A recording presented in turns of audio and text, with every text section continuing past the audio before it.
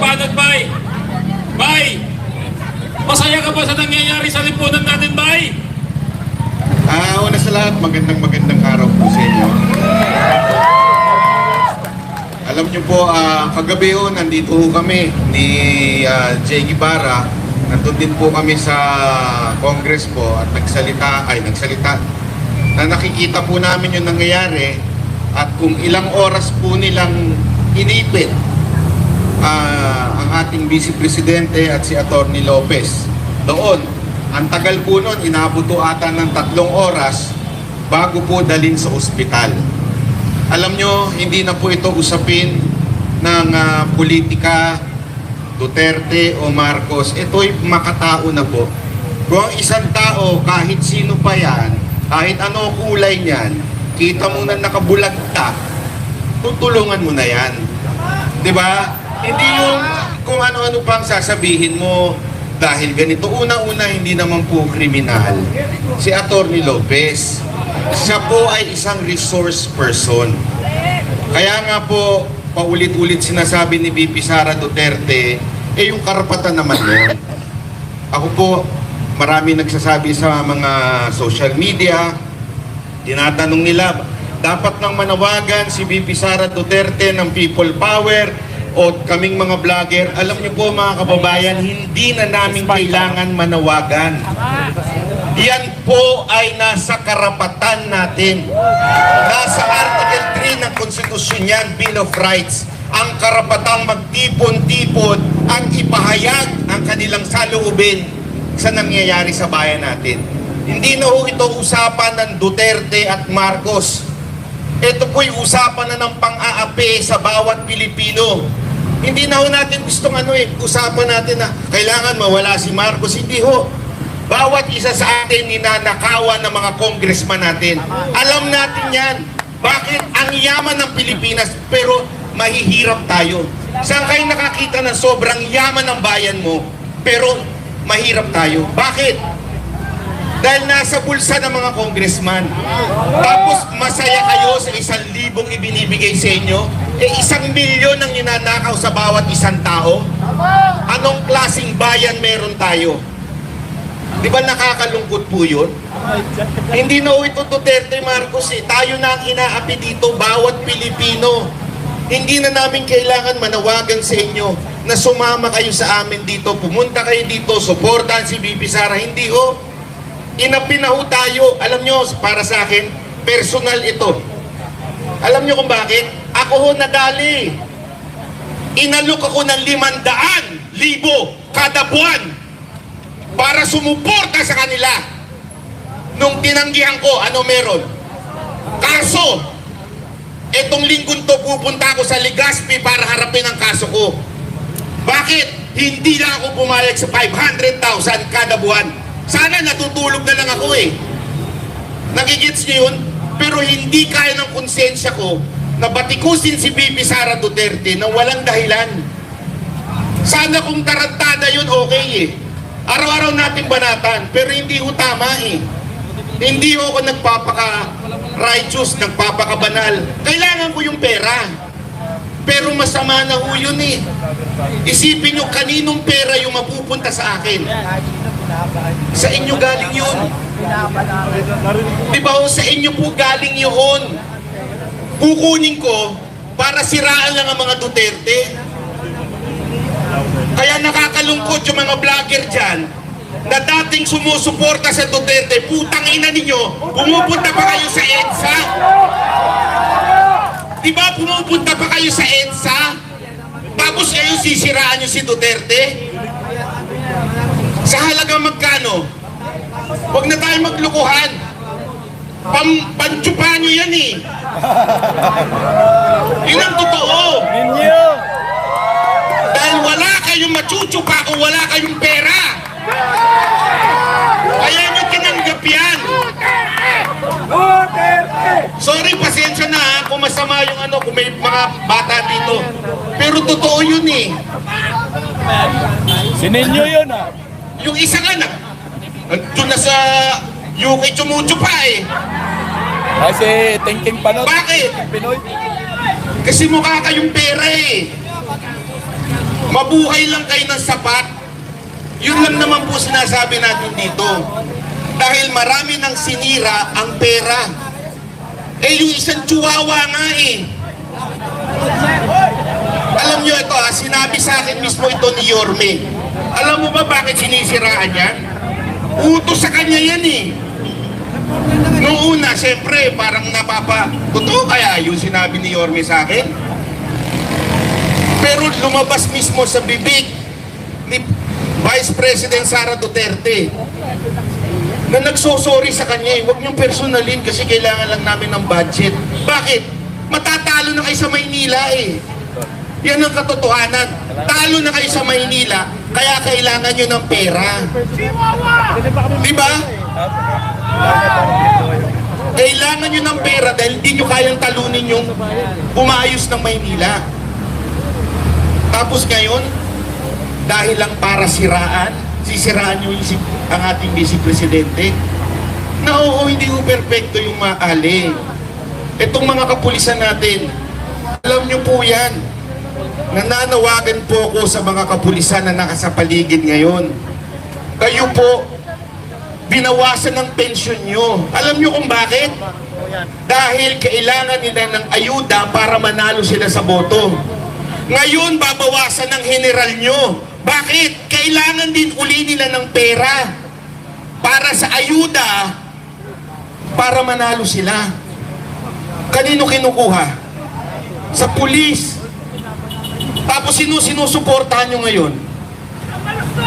Oh, diba? Yan ang sinusunod din yung utos. Huwag nyo sabihin na sumusunod lamang kami sa utos. You have the right na tumanggi sa maling utos. Karapatan nyo yan. Sasabihin nyo matatanggal kayo pag sumuway kayo.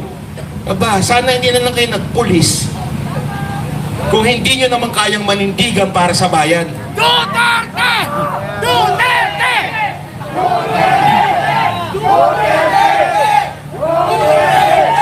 Mga kababayan, isang paalala lamang po sa atin lahat. Sana po ay magawin natin itong mapayapa. Kasi yun po ang kahilingan ng ating Pangulong Duterte. Mapayapa at legal na paraan. Ulitin ko, Tore, legal na paraan. Tangina, demanda ka na naman sa akin dyan eh. Legal na paraan. Matahimik, legal na paraan. Ulitin ko Ako pa mga na constitution dito. Legal na paraan. Ano po yun? Manawagan tayo. Manawagan tayo na sa mga kasundaluhan natin at kapulisan natin. Tayuan ninyo ang konstitusyon. Yun lamang po yun. Tayuan ninyo ang konstitusyon. Ano nakalagay doon? Nanggagaling ang tunay na kapangyarihan sa taong bayan. Pag inaapi ng taong bayan, ipagtanggol nyo naman kami. Yun lamang po yun, mga kapulisan, mga sundalo. Pag inaapi na po kami, karapatan ninyo ay pagtanggol ang bawat Pilipino. Kailan pa? Pag ubos na pera natin, bayan na to? Ubos na eh. Wala na nga panggawa eh. Kaya nga pinalitan na yung bill ng bill better more. Bakit? Eh, kailangan na nilang palitan eh. Wala naman silang proyekto. Diba? Pangalan na yung pinalitan nila. Lahat wala na. Ngayon, naghahanap. Tingnan mo, bakit nagkaloko-loko ang disaster natin? Kasi wala ng pera. Asa na yun? Nandung sa bagong tawag sa panunuhol. Ano yun? AYEX at saka yung AKAP na yan, di ba? Yan AKAP. yung bago eh. Buti hindi ginanawang So yakap. sinusulan tayong mga Pilipino para iboto uli sila at muli silang magnakaw.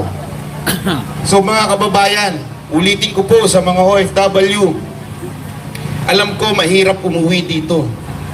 Pero kung kaya ninyo, gawin ninyo para sa bayan nyo. Kasi baka mamaya, pag uwi ninyo, bulok na ang Pilipinas. Yun lamang po. Gusto ko lang magpasalamat Wala ho dito, banateros yan, ano yan, hindi. Lahat po ng mga vloggers dito, ina-acknowledge po natin. Suportahan natin silang lahat. Lahat po. The mere fact na hindi ho sila nagpapabili sa kabila. Mahirap po yun. Ang laking pera meron sa kabila eh. Yung dating nakatira lang sa kubo, o sana nakatira? Sa kondo na eh. Oh, may pancho pa pa. Totoo naman, di ba? Alam nyo, hindi ko na lang papangalanan yung kalbo na yun, ha? Sininyo! Nagkita kami nun eh. Yung sa Manila. Pinag-aasar-asar ko yun eh. Sabi ko, anak ka ng weteng. Dati lang hindi kasi hindi ganyan. Porkit puno-puno ka ng kaso, babaluktot ka. Alam ko po yung bakit. Puno na ako ng kaso eh. Ilan na kasong dinadaanan ko ngayon? Ubus na pera ko sa kakakaso na yan. Pero bakit? Kasi para sa bayan eh. Yun po ang totoo dyan. Hindi po, ulit-ulitin ko ha, wala akong planong tumakbo. Wala ang planong tumakbo ang buong grupo ko. Para lang talaga kami sa bayan. Para lang, kasi wala ho eh, mamamatay tayong lahat. Tama mali, sino dito hindi mamamatay? Meron ho ba dito hindi mamamatay? Pwede ba ako sumama sa relihiyon nyo? Hindi, biro lang ha. Di ba lahat naman po tayo mamamatay? Darating tayo, harap tayo sa Panginoon, anong ginawa mo? Anong ginawa mo nung nasa lupa ka? Pinaglaban mo ba yung mga kababayan mo? Sino dito ang namili ng bansa nung pinanganak? Sige ho, meron ba dito? Nung nasa tiyan kayo, sinabi niyo sa nanay niyo, ayoko dito sa Pilipinas, gusto ko sa Japan. Wala, di ba? Lahat tayo, wala akong choice. Pinanganak tayo sa Pilipinas. May dahilan yan. Upang mahalin mo ang bayan mo. Hindi disgrasya na pinanganak ka sa Pilipinas. Pinanganak ka sa Pilipinas upang ipaglaban mo ang Pilipinas. Masarap pumunta sa ibang bansa. Sino ang nagpupunta dito sa ibang bansa? Di ba ang sarap? Yung iba sa inyo nakapagtrabaho sa ibang bansa. Pero hanggang ganun na lang ba tayo? Hanggang ganun na lang ba tayo na every December nangangarap tayong pumunta sa Japan, pumunta sa ibang bansa? Kasi bakit? Ang ganda ng bayan nila eh. Hanggang ganun na lang ba tayo? Hindi ba tayo mangangarap na someday, sana yung bayan natin katulad ng Japan, katulad ng Korea, Singapore, di ba? KOJC. Pero po, totoo naman yun, napakaganda nung sa loob ng KOJC. Sana po ganun lang ipaglaban po natin. Okay? Tuloy-tuloy lamang po tayo dito sa mga kababayan nating nanonood dyan. Walang uwi at pumunta kayo dito. Pumunta kayo dito. Huwag nyo nang antayin na manawagan pa ang mga vloggers sa inyo. Pumunta na kayo dito, sumaglit kayo dito. Huwag nyo nang antayin na manawagan pa si VP Sara Duterte o si Pangulong Duterte. Dahil ang balita ko ay pupunta rin yun. Balita lang naman. Hindi ko pa naman sinasabing totoo yun.